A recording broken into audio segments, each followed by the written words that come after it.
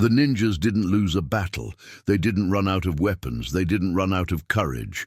One day, they made a decision, and that decision changed everything. Subscribe to Fragments of History for real stories hidden beneath myth. Like the video to support the channel, and comment below what city you're watching from. There was a moment, impossible to date precisely, when ninja communities began arriving at the same terrifying conclusion. Fighting back would achieve nothing except their own annihilation. It wasn't a council, no formal declaration, no coordinated signal passed between clans. It was a recognition that spread the way cold water spreads through cracks, quiet, unavoidable, and numbingly clear. Japan had shifted under their feet, and the responses that once kept them alive had become a straight line to extinction. The country they had known was vanishing. The fractured landscape of rival domains, where skill and secrecy could tilt outcomes, was being replaced by something harder, heavier, and more complete. Consolidation was no longer only military. It was administrative, economic, social. The Tokugawa regime was constructing a system designed to leave no usable gaps, sealing the gray zones where invisible operators had always worked. And alongside that tightening net came a capacity for violence so overwhelming that any clan choosing open resistance would not be defeated, it would be erased. This is where the story is often misread. People assume the ninja stopped because they lost nerve, dulled their edge, or grew weak. But courage wasn't the problem. Courage was the trap. A ninja was a strategist before anything else. Their discipline was built around outcomes, not spectacle, around efficiency, not martyrdom. That requires a ruthless honesty, what you can do, what you cannot do, and what each action will actually change. When the honest calculation says direct action guarantees failure, continuing isn't bravery. It's error dressed up as honor. What changed was the usefulness of fighting. In the Sengoku era, a small group of skilled operators could matter because power was fractured, information was scarce, and local actions could cascade. One strike could break an alliance, one infiltration could shift a war. But in a consolidated Japan, individual actions were swallowed by the system before they could become consequences. Assassinate a local official and a replacement arrives. Sabotage a facility and it's rebuilt. Burn a bridge and the state reroutes. The act still happens, but the meaning drains out of it. The old moves remain possible, yet they no longer carry strategic weight, only tactical noise. And noise is exactly what a new state knows how to answer. The difference between resistance and suicide became impossible to ignore because others had already tested it, publicly, loudly, and at catastrophic cost. Communities that resisted were crushed so quickly and so completely they became examples, not inspirations. Strongholds that refused submission were besieged and eliminated. The pattern did not bend. Resist, and you are removed. Not negotiated with, not accommodated, removed. The ninja watched this pattern and understood it for what it was. Not cruelty in bursts, but repression as policy. They were not zealots fighting for doctrine, not aristocrats defending inherited land. They survived by reading power and adapting to it. And the power dynamics of a consolidating Japan were unmistakable. The state would tolerate no autonomous force, and it now had the tools to end any that persisted. That cold reading leads to a harsher truth. The skills that once made them effective depended on a certain kind of world. Infiltration works when targets are isolated. Assassination matters when consequences stay local. Intelligence gathering reshapes events when authorities are divided and response is slow. But against a unified state with centralized military power, expanding surveillance, and an automatic capacity for retaliation, those skills no longer provided leverage. You can't infiltrate your way out of structural transformation. You can't assassinate a system. And here is the line most warrior cultures refuse to cross. When courage stops being useful, it becomes dangerous. When your bravest option guarantees extinction, the choice isn't between honor and dishonor. It's between survival and disappearance. The ninja understood something that outsiders often miss. Fighting would not just kill the fighters, it would kill the families behind them, the villages sheltering them, the networks that fed them information and provided cover. Fighting would also hand the state what it needed most: proof. Proof that these hidden communities were threats demanding elimination. Every act of defiance would become the justification for wider suppression, more records, more searches, more forced visibility.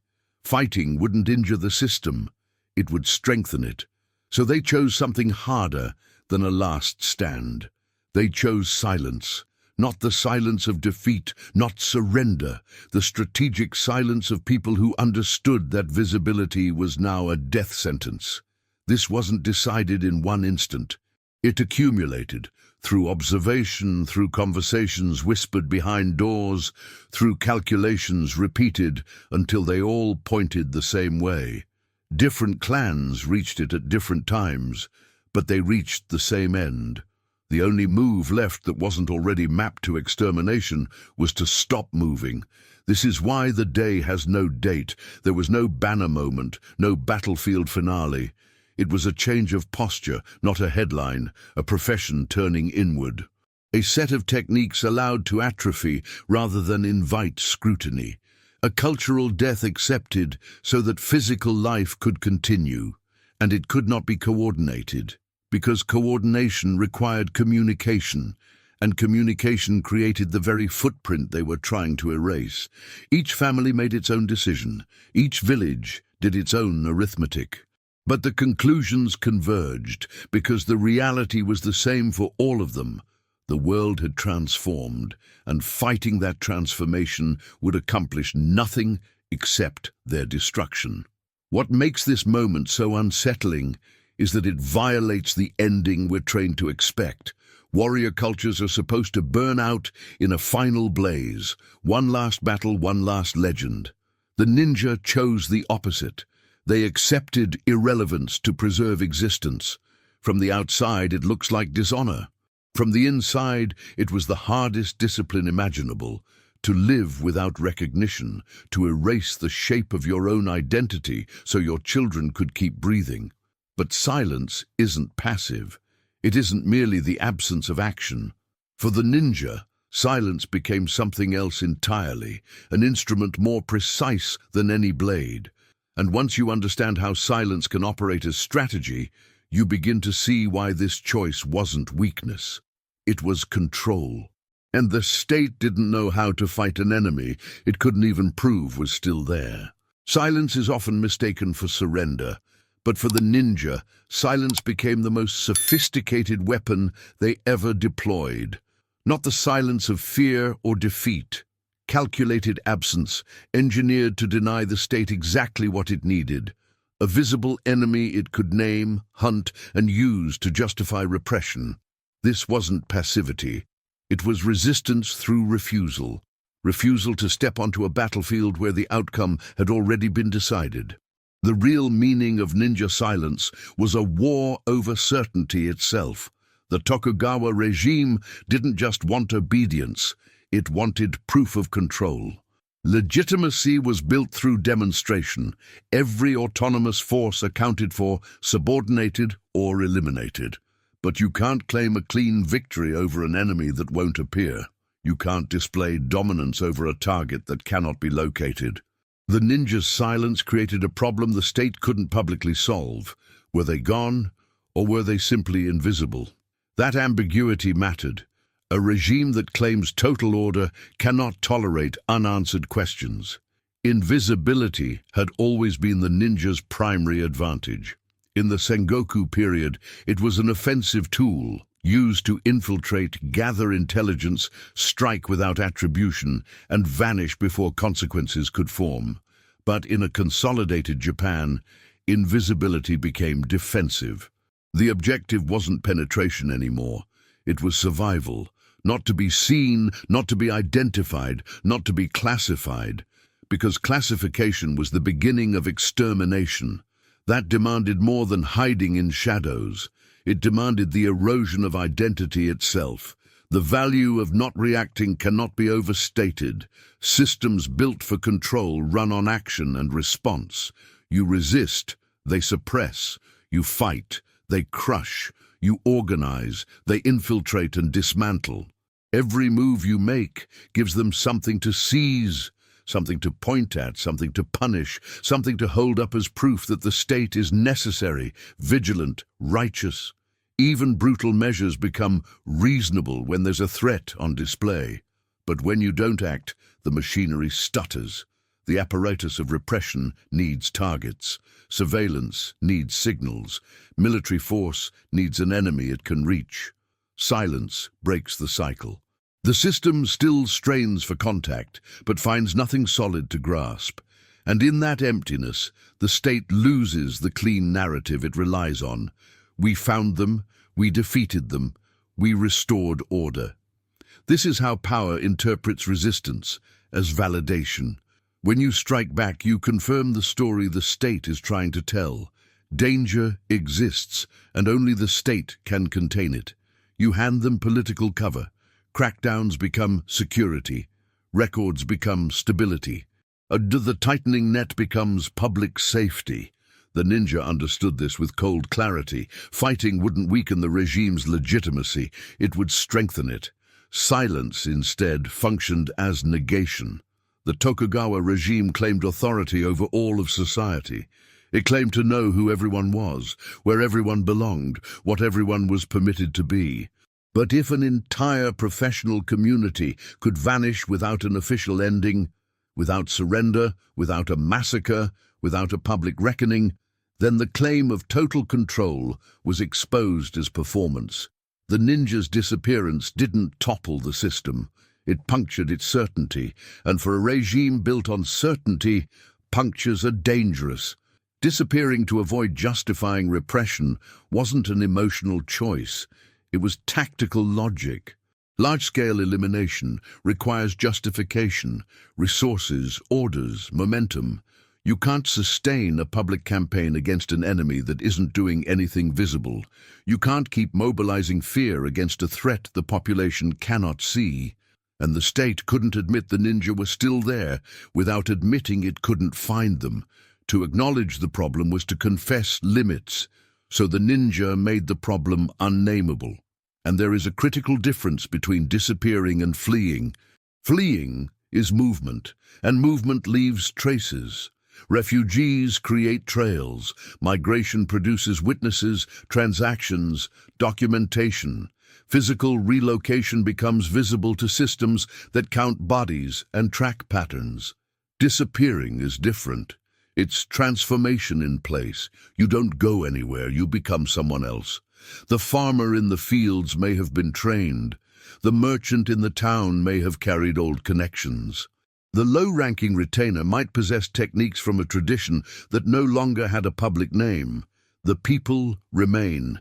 The identity becomes unusable to the state. And that was the point. Not to escape Japan, but to escape classification. This was the last form of control the ninja still possessed. They could not control military centralization.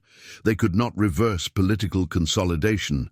They could not keep the spaces where autonomous operators once thrived. But they could control their own visibility. They could choose whether to present targets.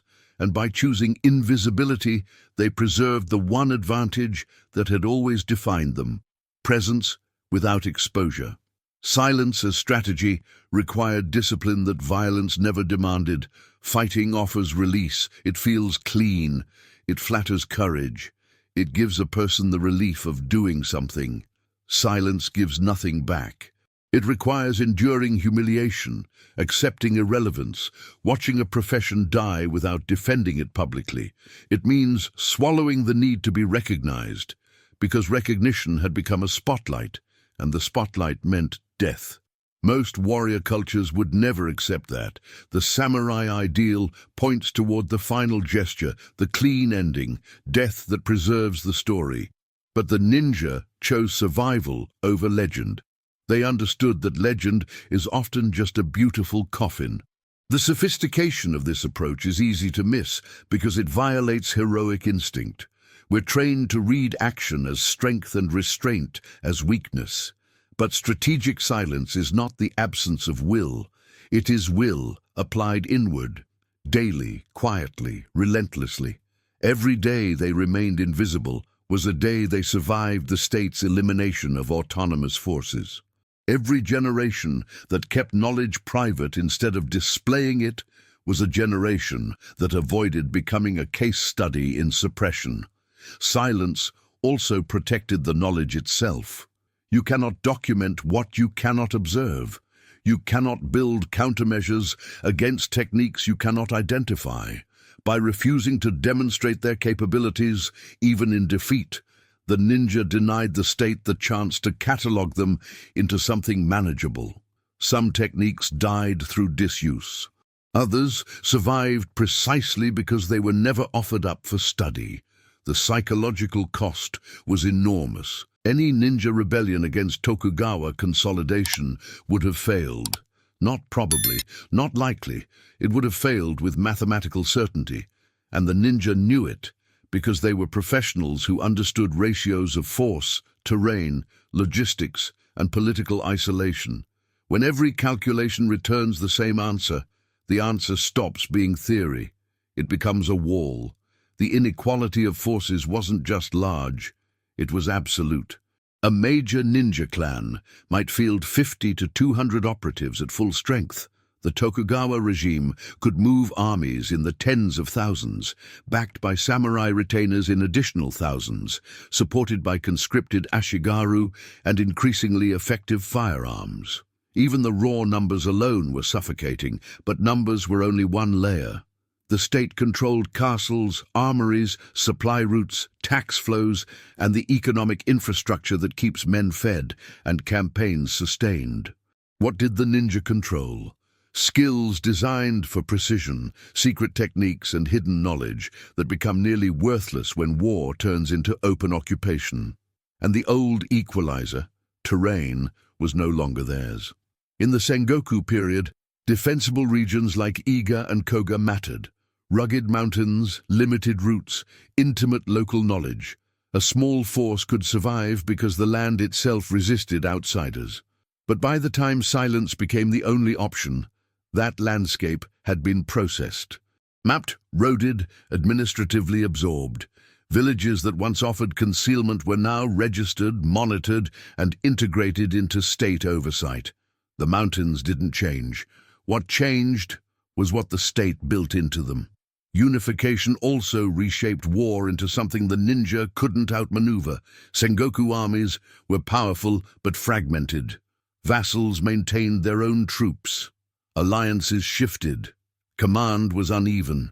That fragmentation created seams, places where a small group could strike and vanish, while larger forces argued, delayed, or bled strength in multiple directions. Tokugawa centralization closed those seams. A unified command could coordinate operations. It could concentrate force wherever resistance appeared, thousands deployed to crush a single village, sustained not for days, but as long as necessary.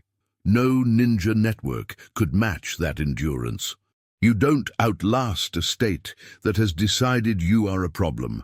Then there was intelligence, the point where the profession built on information superiority discovered it no longer owned the advantage.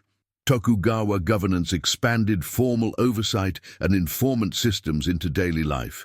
It had legal authority to compel information, resources to buy it, and coercion to extract it. Most importantly, it had time. A ninja gathering intelligence must work quickly, leave cleanly, and accept gaps. State officers could work methodically and indefinitely. Patience and resources begin to outweigh audacity when both sides are competent, and the state can afford to be slow. Political allies were also gone. In the Sengoku era, ninja survived because competing daimyo needed them. Fragmented power creates employment for specialists. But after consolidation, there were no rival centers willing to sponsor operations against the regime. Who would hire them? Which domain would risk being seen as sheltering them? Rebellion isn't built on skill alone. It requires funds, logistics, safe houses, and political protection. The ninja had none of it, and without support, even a brilliant guerrilla force becomes exposed. Insurgency survives on sympathetic communities: food, shelter, silence, warning. But the surveillance logic of the new regime turned sympathy into a liability. Harbor a suspected operative, and collective punishment can fall on an entire village. Report suspicious activity, and rewards follow. Hide it, and execution becomes a possibility. The incentive structure didn't just discourage support, it weaponized ordinary fear. Repression, meanwhile, was not a debate inside the state. It was a reflex. The response to autonomous force was pre-written: elimination. They had shown this before. Iga's resistance ended in systematic massacre. Other elements that refused submission were crushed with the same thoroughness. There was no meaningful space for limited resistance, no expectation that pressure would lead to compromise. The choices narrowed until they resembled physics: submit or be removed. So the mathematics of defeat stayed simple, and it stayed brutal. Ninja forces existed in hundreds across clans. State forces moved in tens of thousands. Ninja resources were limited and local. The state commanded the national economy. Ninja lost terrain advantage. The state owned infrastructure. Ninja had no political backing. The state had legitimacy, records, and administrative reach. Ninja possessed tactical capabilities. The state possessed strategic dominance. You can be clever inside a trap, but clever doesn't change the trap. Some will argue that assassination, sabotage, and psychological warfare could have offset the disparity, but tactics only matter if they can achieve strategic aims. Kill an official and the system appoints another, and security tightens. Sabotage infrastructure and it is rebuilt, and surveillance expands. Spread fear, and fear becomes justification for harsher control. Each tactical success would buy the state permission to become more invasive, more organized, and more ruthless, while shrinking the ninja's room to operate. Tactics without strategy is only motion before defeat. The pattern was visible in every group that resisted openly during consolidation. They weren't merely beaten and absorbed. They were destroyed, wiped out until they survived only as warnings. The ninja watched that pattern and understood what it meant for them. Fighting would not produce survival. Fighting would produce a final inventory of bodies. And unlike warrior classes who sometimes choose hopeless battles for honor, loyalty, or ideology, the ninja evaluated the world differently. They were operatives. They measured missions by probability of success against cost. When success falls to zero and cost becomes total annihilation, a mission isn't brave. It's rejected. So the choice was never glorious defeat versus shameful surrender. It was pointless extinction versus strategic survival. Rebellion would have accomplished nothing except giving the state visible enemies to crush, validating repression and intimidating anyone else who might have imagined resistance. The ninja would be eliminated, their networks exposed under interrogation, their remnants turned into propaganda, proof that the regime's hand was absolute. Understanding why rebellion would have failed is essential to understanding why silence could work. Silence wasn't chosen because it was comfortable. It was chosen because it was the only path not guaranteed to end in erasure. Every other road led straight to certain death. Silence led to possible survival. And when extinction is the alternative, possible becomes victory. But the ninja understood something even darker than the numbers. In the emerging surveillance state, visibility itself had become lethal. Being seen meant being named. In the Japan the Tokugawa regime was building, visibility was a death sentence, not metaphorically, literally. The infrastructure replacing Sengoku chaos ran on documentation, surveillance, and the systematic removal of anything that couldn't be cleanly categorized. For the ninja, whose effectiveness depended on anonymity, Being seen, being identified, being named as ninja meant only one thing: you had been marked for elimination. The ninja had always prospered through anonymity. Their value was not simply stealth in the moment, but the absence of attribution afterward. You hired them precisely because their presence could not be traced back to you. That required more than moving quietly through darkness. It required identity to be fluid, functional, disposable, and unremarkable. A person might pass as a merchant, then a monk, then a farmer, not as theatrical costume but as lived placement, maintained long enough to do what needed doing. And when the work ended, the identity ended too. The operative slipped back into unmarked existence. Tokugawa order was designed to abolish unmarked existence. Comprehensive registries documented households, temple records tracked religious affiliation, neighborhood groups monitored residents and reported anomalies, travel between domains required papers and checkpoints. The state wove a web of identification so dense that fluid identity became nearly impossible. You weren't simply a person moving through the world anymore. You were an entry, and entries could be checked. Under fragmentation, discovery in one place didn't mean extinction everywhere. During the Sengoku period, if your identity was compromised in one domain, you could disappear into another, where your name meant nothing. The cracks in the map were escape hatches. Unification sealed them. Identities ceased to be local. Records could be compared. Registries could be cross-referenced. A suspicious person in one region could be tracked in another. Once you were identified as ninja, that label followed you like a shadow you couldn't outrun. Castles changed too. In wartime, they were fortresses, hard points on contested land.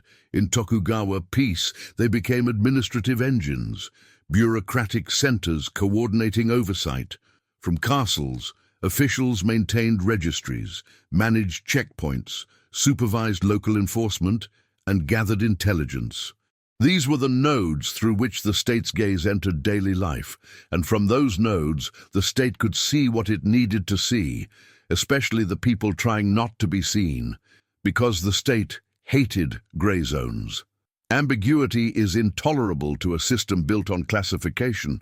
People had to fit into defined categories: samurai, farmer, artisan, merchant. Sumptuary laws regulated what each class could wear, eat, own.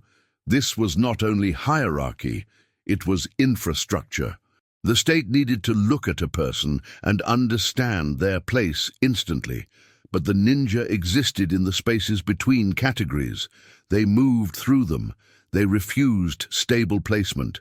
And that mobility wasn't just inconvenient, it was a threat to the logic of control itself. Those who exposed themselves didn't simply disappear, they were made into examples.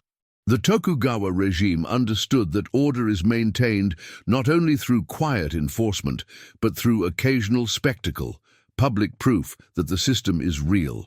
When someone was discovered operating outside it, whether ninja, masterless samurai, or any other unclassified element, the elimination was rarely private. Executions could be public. Punishment could extend to family. Communities linked to the offender could be destroyed. The message wasn't subtle. Step outside the system, and the system will not only kill you, it will ruin everyone connected to you. This is why rebellion would have been a gift to the state. A consolidated regime needs enemies to justify its security apparatus. But in Tokugawa peace, visible enemies were scarce. Potential resistance was often smothered before it could harden into something public. If the ninja had mounted open rebellion, they would have provided exactly what the state craved: identifiable threats that could be dramatically crushed. And the crackdown would not have stopped at combatants. It would have expanded outward, into anyone with suspected connections, anyone from regions associated with ninja traditions, anyone whose skills suggested training that didn't match their category. Visibility would have triggered not a battle, but a hunt. Not an arrest, but an eradication campaign. So silence became survival. By refusing to act in ways that exposed them, the ninja denied the state what it needed most: targets. You can't make examples of people you can't find. You can't sustain public fear of a threat that never appears. The surveillance system may have been wide, but it still required something to surveil. The only viable protection was a paradox, to become fully visible as something ordinary, not hiding in the woods, not living as outlaws, but dissolving into documented, categorized, unremarkable identities, so complete that nothing remained for the state to isolate. A farmer who could climb walls, pick locks, and move through darkness, but who never did, was, as far as records and neighbors could prove, only a farmer. The choice to not exist wasn't philosophical, it was practical. It meant abandoning the professional identity that made you legible as a threat.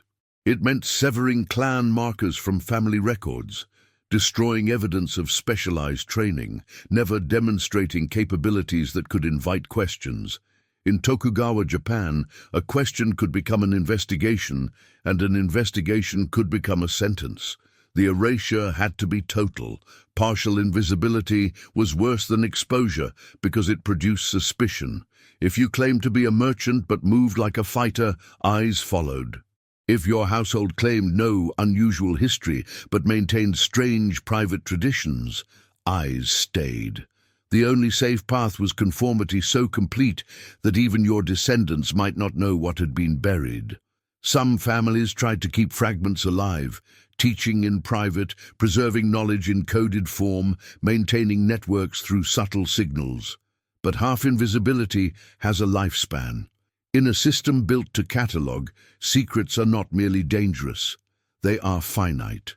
Sooner or later, a whisper becomes a report becomes a search becomes an example. And the cost of being seen was total because the state's response to visibility was total. There was no stable middle ground between invisibility and destruction.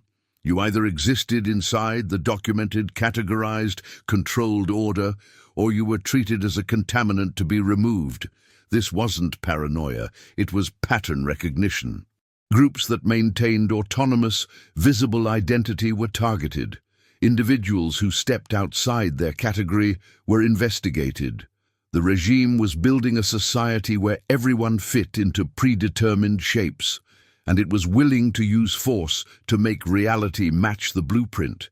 But even if every ninja community had wanted to resist together, they couldn't have, because the ninja world was never one body. It was fractured, local, and unevenly connected. And that fragmentation, once useful for survival in Sengoku chaos, became something else under consolidation, a fatal inability to act as one. There was never a moment when the ninja gathered and chose silence, because the ninja as a single unified entity never existed. What existed were dozens of independent clans, hundreds of family groups, and thousands of individuals, people practicing similar methods while living under different pressures, serving different patrons, and facing different risks. They shared technique, not organization. So when the crisis tightened, the response didn't come from a single plan. It came from fragments, each making its own cold calculation. Decentralization was not an accident, it was the shape of ninja life. Unlike the samurai, who operated inside explicit hierarchies and answered to defined lords, ninja communities functioned as autonomous units. Iga families didn't take orders from Koga families. Regional specialists in other provinces didn't report to a central authority. They could exchange information, honor professional courtesies, even collaborate on specific contracts. But there was no high command, no headquarters, no mechanism for collective decision-making. That autonomy had been an advantage when Japan itself was fragmented. Under consolidation, it became a vulnerability because unity was the one thing the new state could assume it was fighting, and the ninja could not provide. The absence of unified command meant no one could organize collective resistance, even if they wanted to. There was no leader who could call a council, propose coordinated action, and expect compliance across regions. Each group made decisions for itself, based on local realities. What made sense for a community near Kyoto might be suicidal for a mountain village. Strategic unity requires hierarchy, or an ideology powerful enough to override local interests. The ninja had neither. Interests diverged sharply across different communities. Some were tied to specific daimyo and believed their survival depended on those relationships. Others lived as pure mercenaries with no lasting political loyalty. Some had already drifted toward legitimate roles and feared losing what little protection those roles offered. Others were committed to older forms of clandestine work. What benefited one group could expose another. And without shared interests, there was no foundation for a single collective strategy. Local survival always outweighed abstract solidarity. A village facing immediate scrutiny from nearby authorities couldn't afford to sacrifice itself for distant communities it might never meet. Their question wasn't philosophical, it was immediate. What choice keeps us alive next season? For some, that meant accepting discrete state service. For others, it meant total erasure of ninja identity. For still others, it meant retreat into marginal spaces not yet fully integrated. Each choice could be rational where it was made, even as it made collective resistance impossible. There was also no common banner to rally under. Samurai could fight for lords, for codes, for inherited loyalties. Religious communities fought for faith. Peasant uprisings fought for relief from crushing conditions. Those causes can demand sacrifice because they offer meaning beyond survival. The ninja had never been built around a cause. They were not an ideological movement. They were professionals. They operated on contracts and calculations. There was no ninja cause, no shared principle worth dying for, no identity strong enough to override the instinct to live. Expecting them to suddenly form a unified front is expecting a structure that simply wasn't there. And ninja clans were not armies. They could not become armies on demand.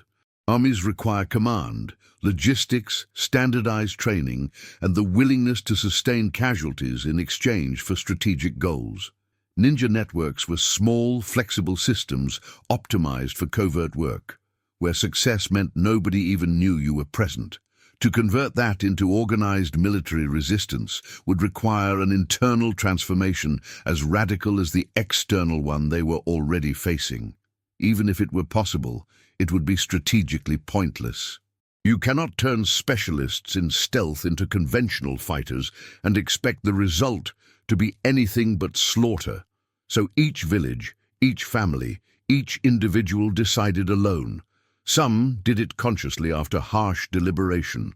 Others drifted into it as elders stopped teaching and younger generations were quietly redirected away from dangerous training. Some clans gathered to weigh options. Others simply went still. One lesson not taught, one contact not answered, one habit allowed to die. The process was organic, distributed, and uncoordinated. There was no day when the ninja chose silence. There were thousands of smaller days when people chose survival through invisibility. The silence that spread across Japan's ninja communities was emergent, not planned. A clan in Iga might reach the conclusion earlier.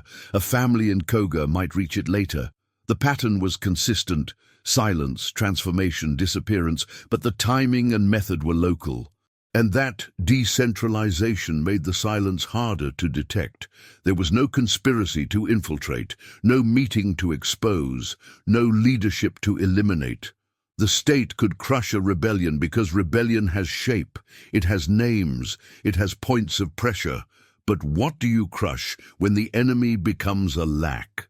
This distributed response protected people more effectively than coordination ever could have. Unified leadership would have been an obvious target. Capture the leaders, torture the connections, roll up the networks. But without a center, there was nothing to decapitate. The state faced not an organized force, but a phenomenon dissolving in real time, families vanishing into approved categories, methods disappearing behind ordinary lives. Some modern interpretations mistake this lack of unified resistance for weakness or cowardice. That misreads both the ninjas' nature and their circumstances. They were never a single body capable of collective action. The incentives weren't aligned, the structure wasn't built for it, the ideology didn't exist. What did exist were hundreds of separate calculations reaching the same conclusion. Visibility means death, silence means survival. And in an unintended way, fragmentation saved them. Because the state couldn't eliminate the ninja in one decisive campaign, there was no single target to destroy. By the time authorities focused on one group, others had already faded into something safer. The very thing that prevented collective resistance also prevented collective destruction. That is why the silence became so complete and so effective. It wasn't imposed by a leader or coordinated through an organization. It rose out of thousands of independent decisions made by people facing the same tightening system. Each chose invisibility over visibility, survival over recognition, transformation over extinction. And together, without ever uniting, they achieved what open resistance never could have. They endured. The ninja didn't vanish into thin air. They transformed, methodically, painfully, into people who could exist inside the Tokugawa system without triggering its elimination mechanisms. This wasn't a single event, it was a process that stretched across generations, each stage moving further from what they had been toward what they needed to become in order to live. And living required erasure so complete that even descendants might never know what their ancestors were. Some were absorbed directly into the system through official channels. The regime recognized the value of intelligence expertise and created roles within organizations like the Oniwaban for former operatives willing to work under supervision. But these were not ninja in any meaningful sense. They became functionaries with specialized training, retainers with unconventional skills, officials whose past could be recorded and whose present could be managed. The techniques survived. The autonomy did not. Individuals lived on while the profession died as a practice. More often, survival demanded a deeper shift, identity replacement. Families with generations of clandestine history began to rewrite themselves. Temple registries were altered. Genealogies were edited. Old stories were revised until they fit acceptable categories: farmer, merchant, artisan, minor retainer. The past wasn't merely hidden, it was replaced. This wasn't as simple as changing a name.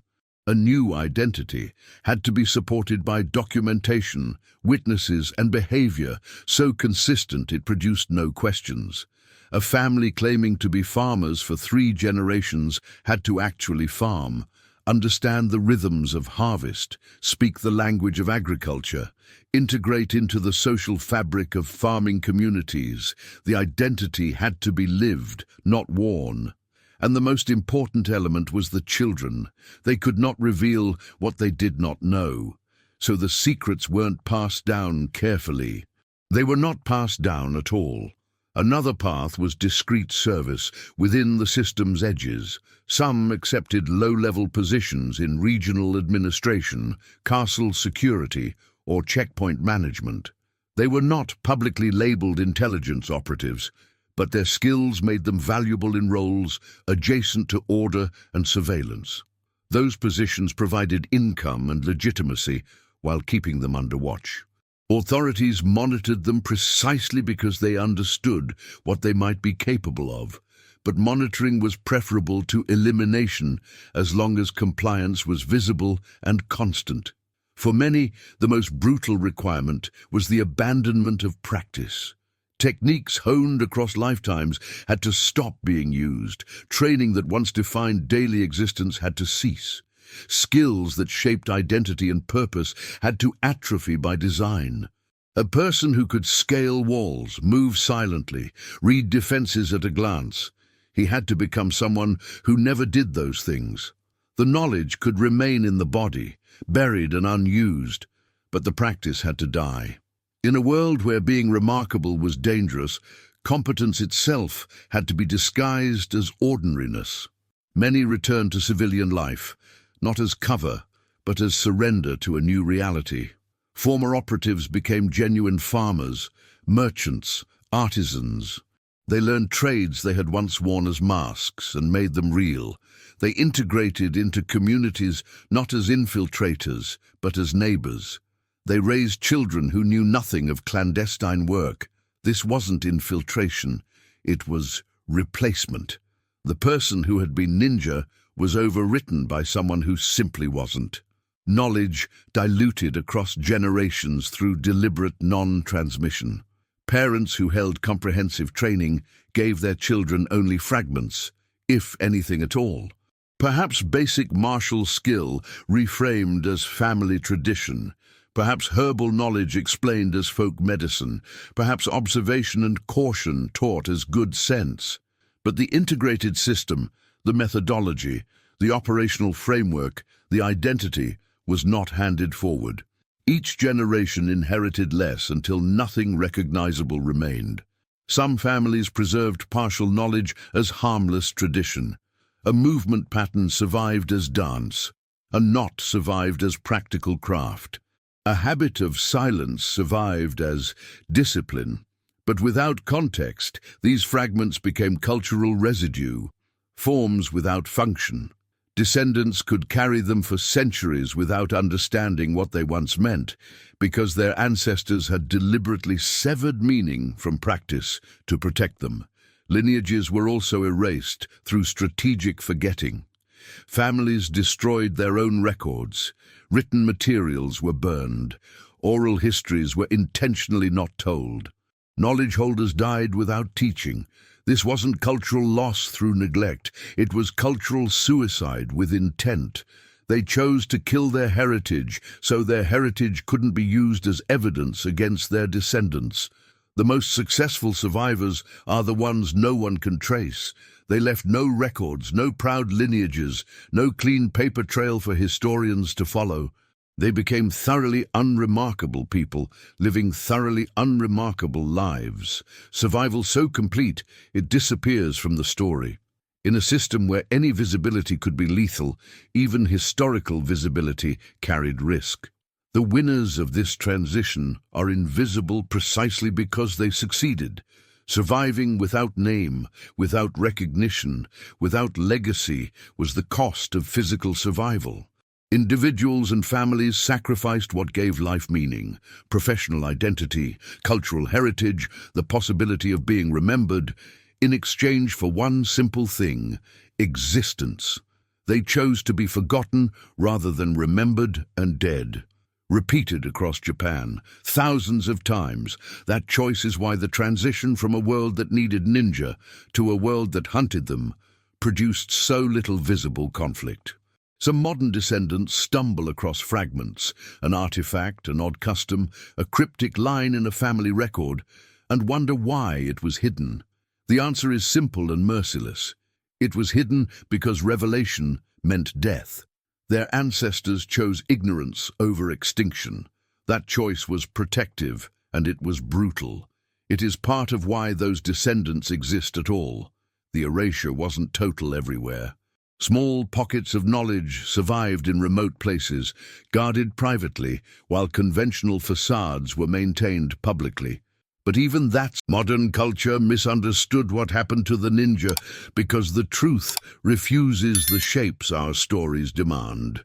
We want heroes who fight impossible odds. We want last stands that burn bright. We want defeat to be glorious at least. The ninja's choice offers none of that. It offers pragmatic survival through strategic invisibility, and that reality has been overwritten by myths that feel better and explain less. Hollywood turns silence into weakness because cinema requires visible conflict. Films need confrontation, escalation, a climactic collision. A story where the protagonists calculate that fighting is pointless and refuse to give the enemy a battle isn't a conventional ending, it's an anti-climax. So popular media invented what narrative convention requires: final battles that never happened, heroic resistances that were never attempted, dramatic last stands built from smoke and expectation. Audiences were given satisfying closure, and the historical truth was quietly replaced. The obsession with finding the last battle exposes the misunderstanding. People search for a definitive date, a documented confrontation, a clean ending where the ninja were finally defeated. But that ending doesn't exist because there was no final battle. There was dissolution, there was transformation, there was disappearance, slow, distributed, and deliberately undocumented. Those processes don't offer the emotional release of a single, decisive defeat, so the search continues for something that was never there to find. In dominant narratives, heroes must fight. That's the cultural definition. Action, confrontation, violence turned into proof of courage. But the ninja demonstrated a different kind of courage, the willingness to not fight when fighting would achieve nothing but annihilation. That courage doesn't produce legends, it produces survivors. And survivors rarely get monuments. The real history isn't cinematographic, it's administrative, gradual, and quiet. Families editing records, individuals learning civilian trades, knowledge diluting through deliberate non-transmission, techniques atrophying because practicing them would invite attention. The ninja didn't end in fire and steel. They ended in paper and silence. You can't easily build a three-act structure around erasure that takes decades, happening behind closed doors. So the real history is replaced by invented drama that can be filmed, scored, and resolved. Survival also doesn't generate mythology the way sacrifice does. Myths are fueled by death that can be framed as meaning. Warriors falling for principles, heroes dying for causes. The power comes from the visible sacrifice. The ninja chose the opposite. Compromise over death, transformation over extinction, survival over recognition. It was rational, it was effective, and it is deeply unsatisfying as myth. That is why this decision makes people uncomfortable. It challenges assumptions about honor, courage, and what a proper warrior is supposed to do. We are taught that real courage means never backing down, that honor requires facing death rather than accepting dishonor, that surrender is shame. The ninja violated every one of those expectations. They backed away completely. They accepted what looked like disgrace. They refused to fight because they understood the outcome, and by refusing, they lived. They become anti-heroes, not because they were evil, but because they refused the role heroes are expected to play. They didn't provide a dramatic confrontation that could be framed as inspiration or caution. They withdrew from public existence. That choice makes them narratively useless. You can't easily write epic poems about people who deliberately make themselves unremarkable. You can't build legends around strategic invisibility. So culture either forgets them or forces them into a shape it can sell. Modern media also struggles because the ninja don't fit clean categories. As villains, they're too human. Professionals trying to survive tightening control. As heroes, they're too pragmatic, choosing life over glory.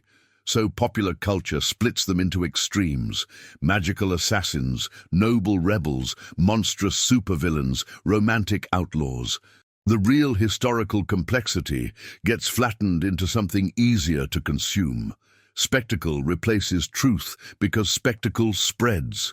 Audiences want combat skill, dramatic betrayal, heroic sacrifice. They do not want to watch people burn their own records and teach their children to forget. One is entertainment. The other is uncomfortable history. History that forces a question most cultures avoid. What if courage sometimes looks like refusing the fight? Some academic historians have a clearer view of what happened, but their work rarely reaches popular consciousness. Administrative transformation, identity management, and long-term erasure can't compete with the clean thrill of a cinematic last stand. This isn't conspiracy. It's cultural gravity. Drama travels, complexity stays behind. The misreading is also ideological.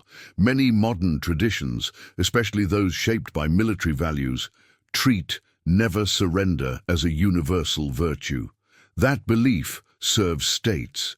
It keeps people fighting hopeless battles. It dignifies losses that should have been avoided. The ninja's choice threatens that ideology by revealing something dangerous to power. Sometimes withdrawal is rational. Sometimes disappearance is the most moral option, because it refuses to feed a machine that only grows stronger on blood and defiance. Calling this cowardice is projection, imposing values from a different tradition onto a different role. The ninja were not soldiers bound to a code requiring death over dishonor. They were operatives trained to evaluate methods against objectives. Choosing effective survival over glorious death wasn't betrayal of who they were. It was consistency. They were never about honor. They were always about outcomes, and outcomes at that moment meant survival. The deepest misreading is the assumption that there must be something dramatic behind the disappearance. Secret wars, hidden massacres, catastrophic final battles, but the real explanation is mundane in the most unsettling way. They calculated the odds. They recognized they could not win, and they chose survival through transformation. It isn't mysterious, it's rational. And rationality doesn't satisfy our hunger for spectacle, so we keep inventing alternatives. Yet perhaps the most profound part of the choice wasn't the calculation or the mechanics of survival. It was the psychological weight of what survival required: to erase yourself, to live by becoming forgettable, to win. Victory is supposed to feel like victory. Parades, recognition, the satisfaction of being seen and named. But the ninja's victory, and it was a victory, survival against systematic elimination, felt like nothing, or worse than nothing. It felt like erasure, like dishonor, like cultural death. They won by accepting conditions that looked indistinguishable from defeat, and the weight of that may have been heavier than any battle they could have fought. Living without recognition means living without the validation that gives professional identity meaning. The ninja had been specialists, experts in skills most people couldn't imagine. That expertise brought purpose, pride, a sense of being sharpened for something real. Now, imagine possessing extraordinary ability and having to pretend you don't. Imagine being exceptional and having to perform mediocrity convincingly, not for a mission that ends, forever.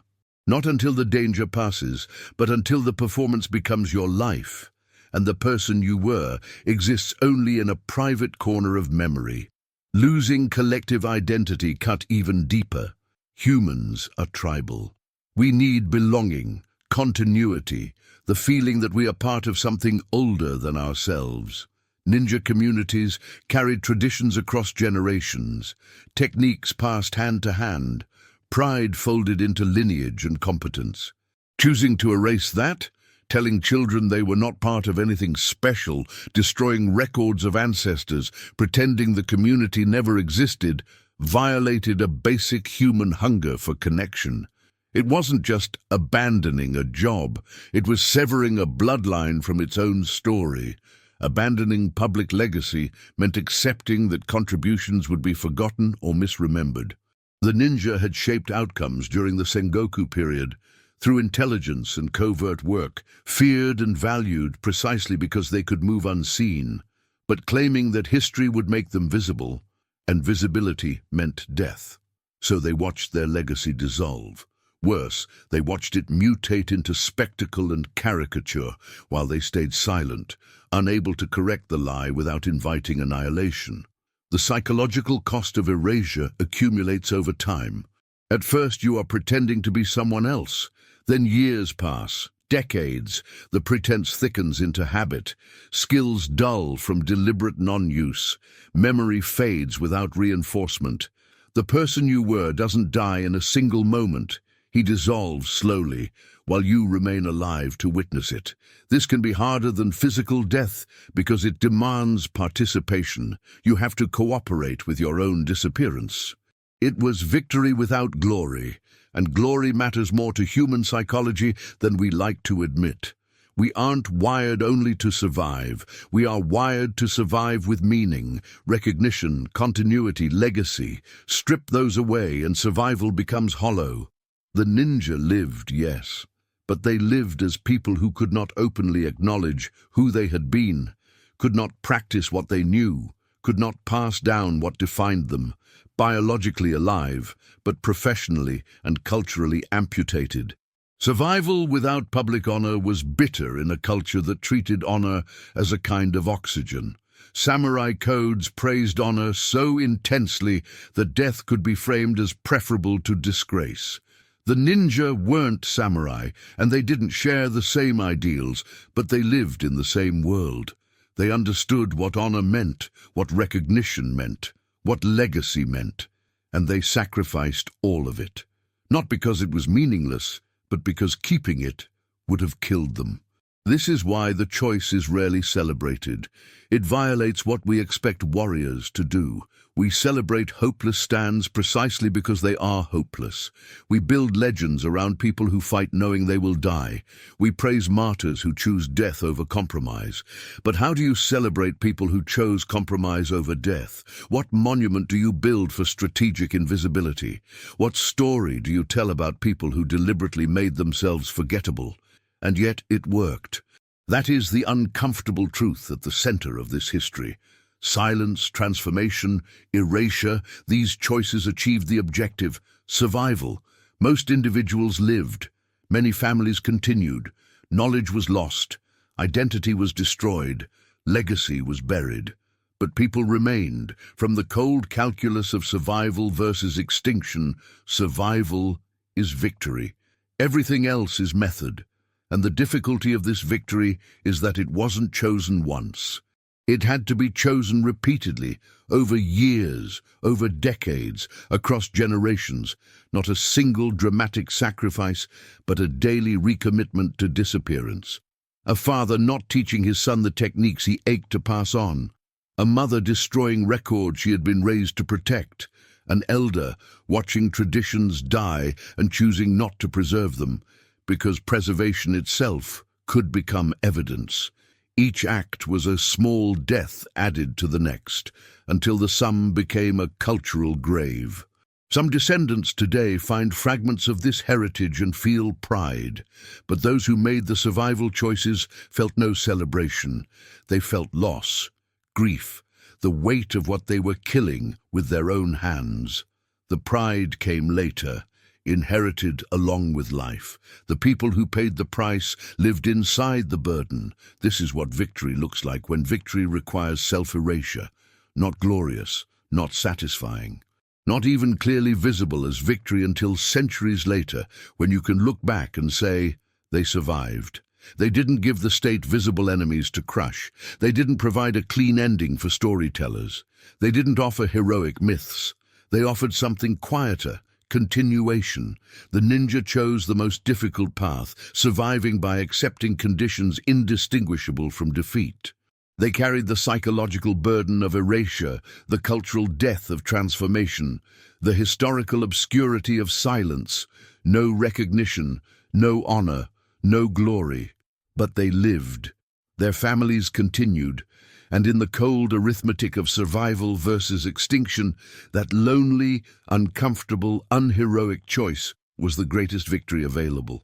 The ninja didn't choose silence because they were weak.